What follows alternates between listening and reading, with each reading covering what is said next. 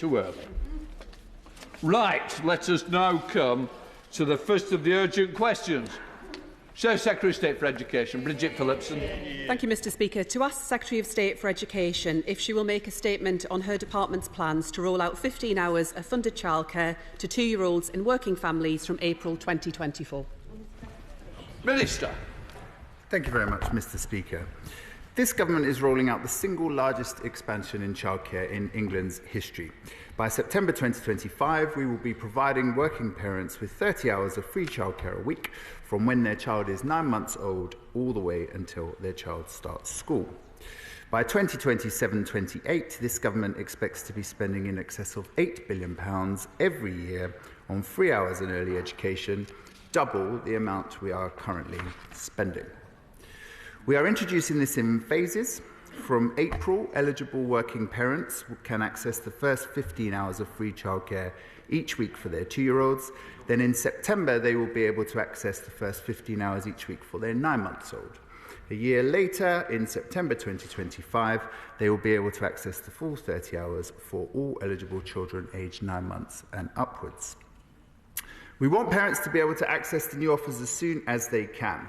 Delivering that ambition has included us increasing childcare funding rates with an additional £204 million in this financial year and an additional £400 million in the coming financial year. We're providing grants to help new childminders enter the sector and making changes to the early years foundation stage that the sector has asked us to make it easier for them. We hear every day from families how significant this policy will be for their finances.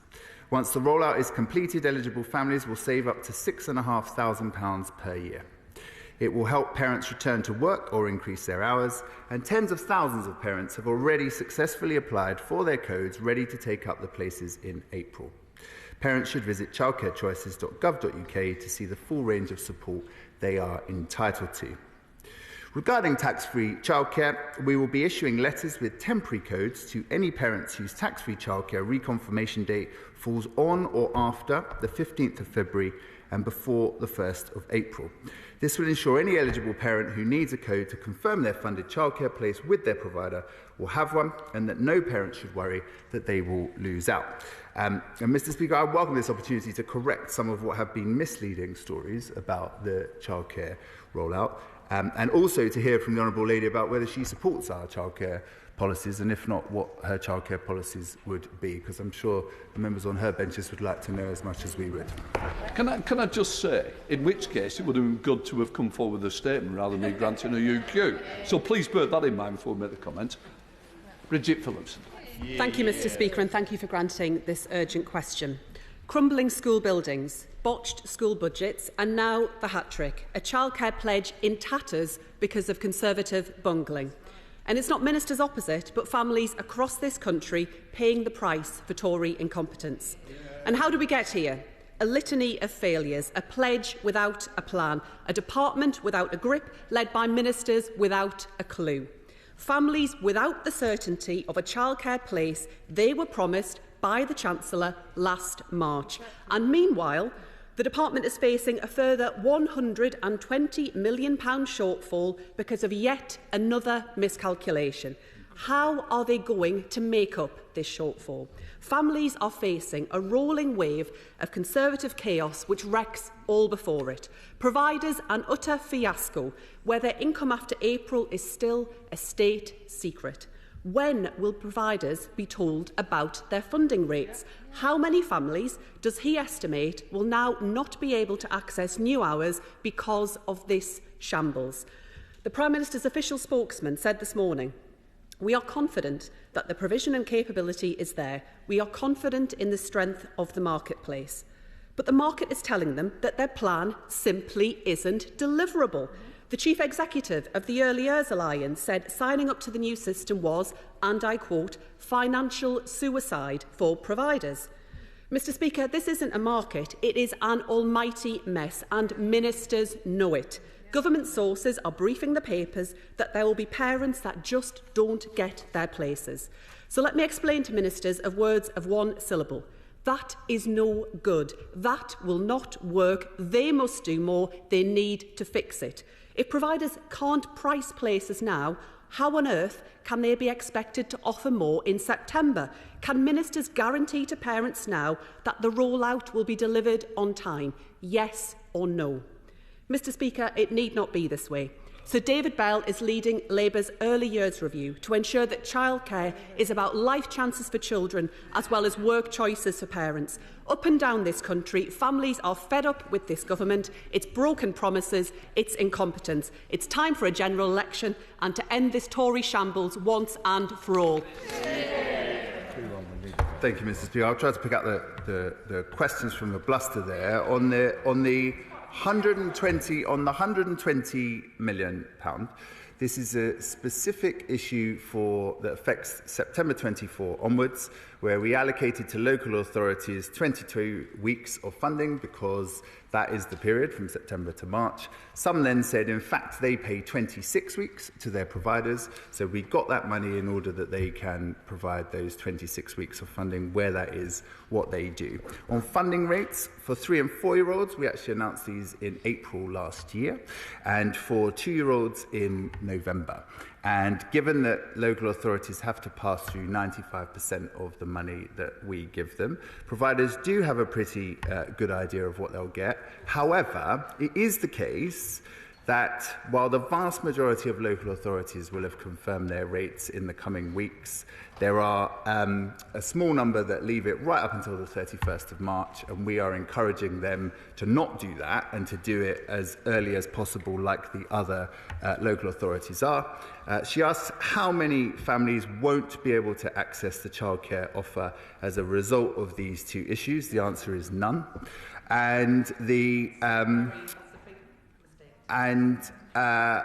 as she knows, we have made significant increase to funding rates. Neil Leach, who she refers to, is on our stakeholder group. We value his input. But I think it will be clear to people watching this that while we get on with the biggest delivery of childcare ever, the Labour Party have no plan, no policy, and no idea how to help families with childcare costs. Malthouse. Speaker, thank you. The expansion of childcare is extremely welcome. I know the Minister, I have every confidence that the Minister and the excellent team at the DfE will deliver this current expansion on time and get to all the families that need to. But the Minister, to be fair, is dealing with a system that has become remarkably complicated over the last 15 or 20 years. And I wonder whether he would be interested in discussing with the Chancellor the notion of rolling up all the various funding streams that we provide for childcare and indeed for family support.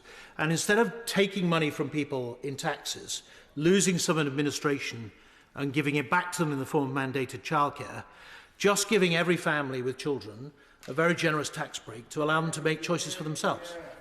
Minister. Can I thank my right honourable friend for his question? I believe he's written articles with that very idea, which I have read.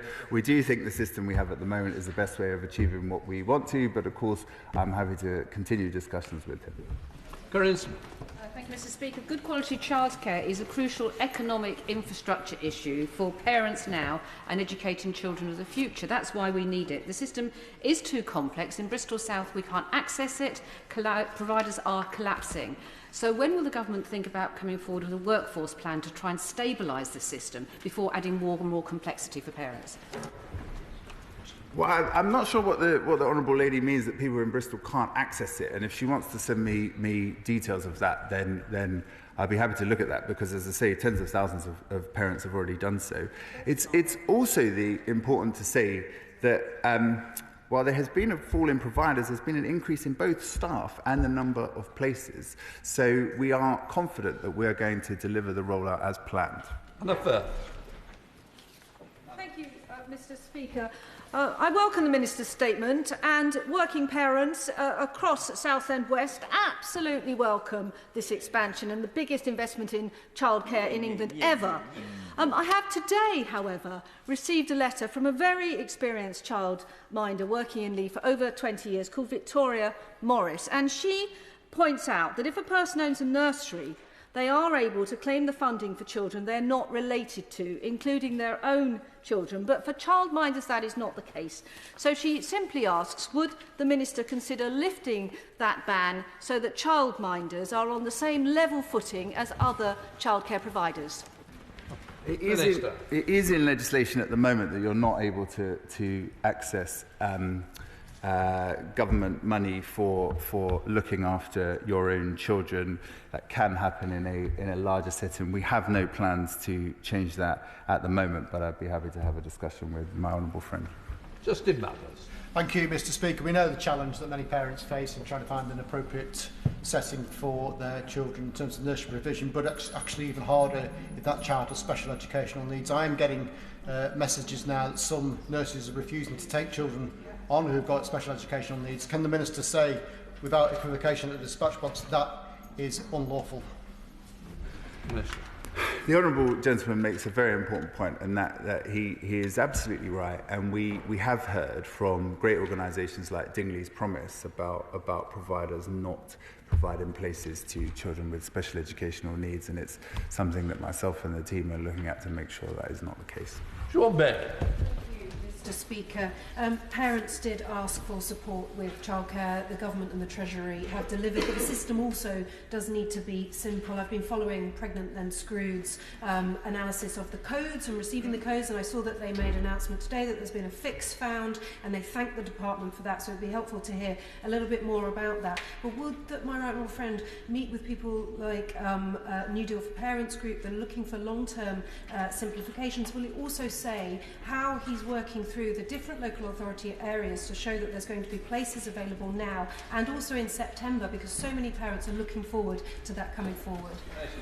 Could I thank my honourable friend who's done campaigning since she arrived in this place on this issue.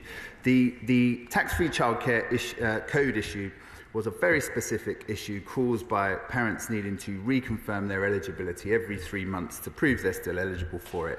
And if they did it quite late last year, they were concerned they might not be able to get the place they needed in time for our 31st of March deadline. As my honourable friend says, Pregnant Then Screwed have fixed that issue. I'd be happy to meet with the groups that she mentions. And then on the sufficiency of places, we're in monthly contact with local authorities to ensure they have sufficient places, and only a very small number are reporting any concerns at this point. Alan Morgan. Thank you very much, Mr. Speaker. A report by the Early Education and Childcare Coalition last November found that only 17% of nursery managers said that they could offer the extended entitlement due to the crisis in recruitment in the sector, and 35% said that they would limit the number of places they offered unless the government helped with recruitment. More than half of all nursery workers have said that they were planning on leaving the sector in the next 12 months. What will the Minister do to address the crisis in recruitment and retention in the sector so that nurseries can provide the extended entitlement that parents want? Minister. Well, we have seen a 4% increase in the number of staff in 2023 compared to 2022. Nonetheless, part of the reason this is a phased implementation and expansion of childcare is in order to make sure we've got the number of staff we need. And in a couple of weeks, we'll be launching a big recruitment campaign to get more people into the sector. Sir Desmond Sway. Will he name and shame those authorities that are being dilatory in publishing their rates? Minister. I reserve the right to do that, but we hope that by ringing them up first and asking them to, with the threat perhaps of doing that they will do so. Julie Elliott. Thank you, Mr. Speaker. The current system of childcare support isn't working. IT problems are causing parents to be locked out of the system, codes not working, no timescales to sort problems, no response to complaints, waiting weeks for monies to be paid to providers. So the current system isn't working. How does the Minister expect to reassure parents that the new system, relying on the same codes, the same systems, are going to work? Minister. I simply don't accept what the Honourable Lady says. If she wants to send me details, I'd be happy to take it up with any local authority that isn't doing what they're asked to do. And on these two particular issues with this rollout, we have moved quickly and provided solutions for them. Vicky Ford. Thank you, Mr. Speaker. This is the biggest ever expansion of childcare. It'll be transformational for so many working parents, and it's bound to be really complicated to implement. The Minister has just said that only a tiny number of local authorities are reporting that they think that they will not have sufficient places. So does that mean that the vast majority of local authorities say they will have sufficient places? And what is he doing to encourage more people to come into the profession and act as childminders? My honourable friend is absolutely right. The vast majority of local authorities are already reporting that they will have the number of places that they need, and the small number that have challenges, we're working with them and we're confident they will be in the right place by that point. On her question about childminders, one of the things we're doing is a brand new childminder grant scheme to encourage more childminders into the great early years careers available. Lawrence Sessions-Owen. Thank you, Mr. Speaker. I heard the Minister earlier talking about staffing. As a new parent or carer, handing over your young child to the staff in the sector is one of the most scary things. And those staff do fantastic work, often paid on low wages. The Women's Budget Group estimated that there will need to be at least 40,000 additional new early years staff to cope with this increase in entitlement in terms of recruitment and retention in the sector. Can the Minister outline when we expect the long-term workforce plan for the early years sector so that we can actually have the staff? It's no good having this increase in entitlement if there are no staff to look after those children.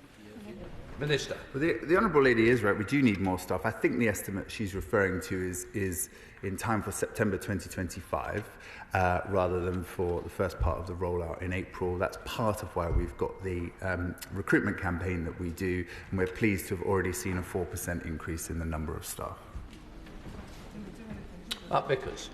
Thank you, Mr. Speaker. I welcome the fact that the government is rolling out the biggest ever investment in childcare in England. Can our honourable friend outline how much the average working family will benefit from these extended childcare entitlements? Minister. Can I thank my honourable friend? He is right. It's the biggest expansion in childcare provision in history. And by the time the rollout is complete in September 2025, that will save the average family up to £6,500 from their childcare costs each year. Thank you, Mr. Speaker. Many of us tried to warn the government this would be like Help to Buy, pushing up demand without tackling supply, because in this sector, numbers matter. It's 313 days since this policy was announced, just 70 days before it's due to be implemented. There have been 30 separate questions in this place about staffing and what the shortfall is, none of which have been answered. There are 2 children chasing every registered place and only 2 local authorities who've actually agreed the rates. Little wonder parents are frustrated. So can the Minister set out here and now what the staffing shortfall is to deliver the 2-year-old offer in April? Will he tell us what it is, and will he tell us when he expects to close it? Minister. Well, as I've already said, the rollout is based on the figures the lady quotes are for September 2025. They're not for April, and I am confident that in April she will see that we have the staff available for this rollout. Stafford. Indeed, Mr. Speaker, I'd like to declare an interest as the father of 2 wonderful children, Charlotte and Persephone, who go to nursery in this very place and will benefit from these new proposals. Now, the UK has a declining birth rate, on average 1.92 children are born per woman, and we clearly need more children. But when asked time and time again in surveys, women who want more children say it's not having the children because they can't afford it. I thoroughly welcome the money announced going forward, but what more is being done to support parents who say they want more children but can't afford to have more children, including perhaps looking at the tax rate? Minister. Well, can I thank my honourable friend, and I hope that Charlotte and Persephone enjoy the nursery provision that they receive here. I'm sure it's part of the 96% of our early years providers, which are good or outstanding. He is right. This is one of the biggest financial challenges facing families today. That's why we're so pleased it will save them so much money, and I'm happy to continue a conversation with him about what else he thinks should be done to support families. Thank you, Mr. Speaker. There is a serious issue for constituents in Putney about the reduction and the shortfall in childcare providers.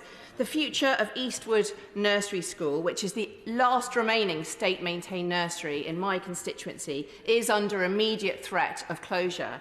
It provides training for childcare providers across the constituency, as well as excellent early years education. Will the Minister state now if he does support state-maintained nurseries? And would he meet with me to talk about the future of Eastwood Nursery School? Minister. We certainly do support state-maintained nurseries. They've played a really vital role in this sector, and I'd be delighted to meet with the Honourable Lady to discuss that particular case. Steve Bragg. Thank you. Can I praise the Minister for being on top of his brief and ironing out some of the misunderstandings flying around today? But isn't it the case that, as others have raised, the challenges of rolling out this offer must sit within the broader context of the ongoing issues around the workforce challenge? I spoke to one provider today who has 42 settings, not one they're able to fully staff. So could the Minister just say more, because I know he's doing a lot of work on this, on how he plans to meet that workforce challenge through the recruitment drive that he's doing?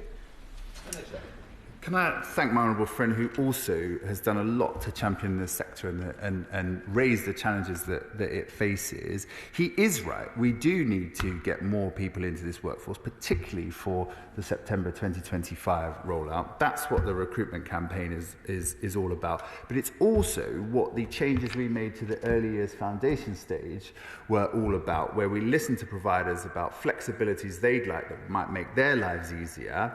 And we delivered almost all the things they asked for in the hope that that will also help them with recruitment and retention.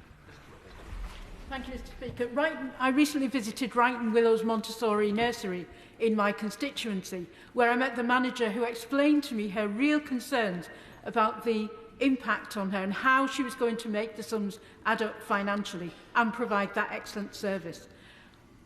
We've heard that the final figures aren't available. When will they be available? And will the Minister undertake to review and look at the figures to see that they actually meet the needs of the sector? Minister. Can I thank the Honourable Lady? The way we set our rates is by conducting a survey of 10,000 providers to understand the costs that they are facing and to set the rates accordingly. And last November, we actually delayed publishing the rates a bit in order that we could provide more money to take account of the government's near 10% increase in the national living wage. So we do believe that we are getting them in relation to what people are paying, but she's got particular evidence she'd like to send to me. I'll happily look at that. Mr. Speaker, last Friday I visited the Butterfly Lodge Nursery in Blackpool to hear the concerns of early years providers, many of whom are at breaking point. Whilst they welcomed the uplift in funding from April, they were keen to emphasise that this doesn't even cover the significant increase in their own costs, such as utilities and the national living wage. What steps are the government taking to stabilise the sector and to stop early years providers from leaving it altogether? Minister. Well, I set out in my statement the additional money that we'd given to the sector in the last financial year and this financial year to help them meet those cost pressures, anchored to the survey of 10,000 providers that I talked about. But again, if the honourable gentleman wants to send me information, data, specific case studies, then I'll gladly have a look at those. Thank you, Mr. Speaker. I'm glad the Minister just said that, because I do have a specific case from my constituency. They're both the parents of 2-year-old and 9-month-old baby. They're teachers in local secondary schools, and the mother is planning on returning to work after maternity leave. But they've really been struggling with this issue about the portal and when they would get the code through and so on. I hope that what was announced this morning will help them. But can the Minister confirm now that if it turns out it doesn't help them, I can write to him and get an immediate response? Minister. Yes, and I hope the Honourable Lady will do so, but we have taken an extra cautious approach on this because there were a particular group of parents that were affected, and rather than just write to those, we've written to a much broader group of parents, everybody whose reconfirmation window goes from the middle of February to the end of March. So no parent should lose out as a result of this issue, and she should get in touch with me immediately if that particular parent is encountering any problems. Mr. Speaker, the businesses that are involved here in providing childcare need to be able to plan ahead. So for the Minister to say everything's fine in April, but there may be some problems down the road that we're confident we can iron out, really isn't going to get people to invest in leases for premises and all sorts of things that the people who run childcare businesses are going to need to commit to. So can the Minister give us a little bit more detail? He says he's confident that it's going to meet the needs. 700,000 children are going to join the scheme according to the government's own figures. So where are those childcare providers going to get the information that they need to be confident that they can invest to go forward? We're in monthly contact with local authorities and at least monthly contact with providers about this. It is absolutely the case that some local authorities do take a long time to publish their rates, and that's something we're looking at because we've provided the information and the funding that we need to, and we don't think it's right for providers in the sector to be waiting right up until 31st of March to get that information. So we're looking at what we can do with that. But having said that, the vast majority of local authorities will have, some already have, and the vast majority will have confirmed their rates in the coming weeks. Okay. Thank you, Mr. Speaker. The initiative is supposed to provide 700,000 additional childcare places, yet 5% withdrew from the market last year, including in the Sandymore part of my constituency. How does Minister square that circle, given the funding pressures going forward? Minister. Well, we're doing all we can to help providers meet the funding pressures. It is important that members of the House understand there is a difference between the fall in providers, which is there, and that's in nationally published data, but the increase in the number of staff and the number of places, and that's the thing that gives me the confidence parents will be able to access these hours as entitled. Alex Cunningham. Every time the government's made an announcement to improve childcare, I've welcomed it, and I was pleased to serve on the 2016 Childcare Bill Committee. I questioned then exactly how the government was going to deliver the capacity needed within the budget available. All would be well, said the Minister, but he was wrong, and it took years to build up capacity, and the current offer still isn't being universally delivered. Given the poor preparation for this latest initiative, how on earth can parents really expect the government to deliver this time? Minister. Well, I'm glad the Honourable Gentleman has welcomed our announcements on childcare. The Shadow Front Bench hasn't done so, but we are working in very close contact with local authorities and providers to deliver this, and I think people will see in April that parents are able to get these first 15 hours for their 2-year-olds. Jim Sharma. Speaker, can I thank the Minister for his answers to the questions? Will the Minister outline if he believes part of this consideration on affordable childcare will take into account the need for nurseries to be able to operate alongside the cost of living crisis, and whether additional funding can be found to meet this need, not for the sake of delivery of a promise, but for children who desperately need this care to enable their development, and for parents who simply can't afford to do it alone? Minister. Can I thank the Honourable Gentleman? He raised an important point about the increased pressures cost pressures everybody has faced. That was why we gave an additional 204 million in the last financial year and a further 400 million in the coming year to help meet that pressures, as I say, based on the fact that we surveyed 10,000 providers to understand exactly what they're paying for all the things he outlined. Right, that completes that urgent question. We'll let the change up.